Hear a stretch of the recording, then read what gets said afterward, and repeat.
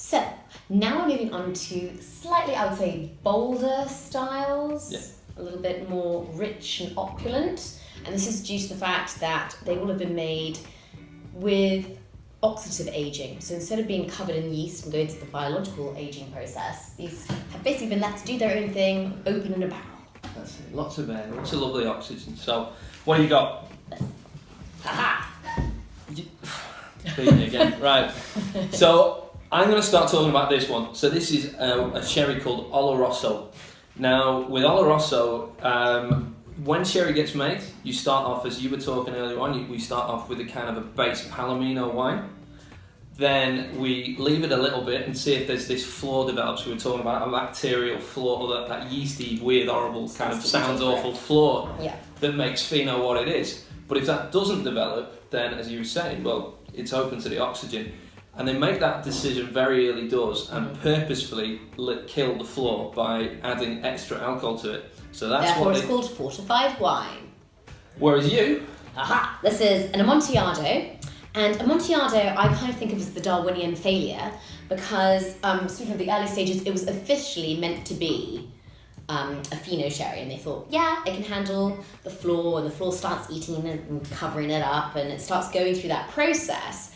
But then, for some inexplicable reason, and I've attended like Amontillado seminars because I'm really cool, for some inexplicable reason, it just suddenly stops producing, like the flaws just die. So then it effectively ages for the last 2 or 3 years. After having 2 or 3 years under flaw, the rest of the time in barrel for the next 2, 3, 4 years or whatever is exposed to oxygen. And so you therefore get this really weird changeling of a fortified wine where you get a little bit of the tanginess and a little bit of the saline residue, but then you're also then starting to get the warmth of the oak and balsamic notes. And it's a really interesting hybrid. So you can already see just from when we're pouring, you see, have a look at the difference in colours on that.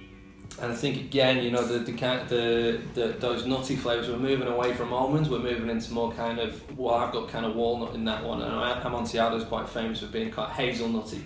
Exactly, it's not quite as, exactly, but you're getting a bit more of Demerara brown sugar. Yeah. I think you can get away with slightly heavy styles of cheese and the ology still, because you can, especially with the Amontillado, you still got that salinity. Absolutely. So like the acidity in cheese, it would like still be able to match with the salinity in there. Whereas with this one here, I'm thinking kind of you can get some like really heavy kind of sausages and you know, some really go nuts with the protein kind of thing, really big fat bastard things to have. Because there's so much flavour in that, really big body, fantastic. The first time I tried Oloroso was at this wine tasting event, and the guy who was doing it was a guy called Javier Hidalgo, and he said that his mum has a saying for Amontillado, which is over there. She said, always have 1 before 11 and 11 before 1. And she's made it to 95, so she's got to be doing something right. Yeah, good woman. I'm going to listen to that. Yeah, so we'll cheers to her and cheers to these styles as well, eh? Chin.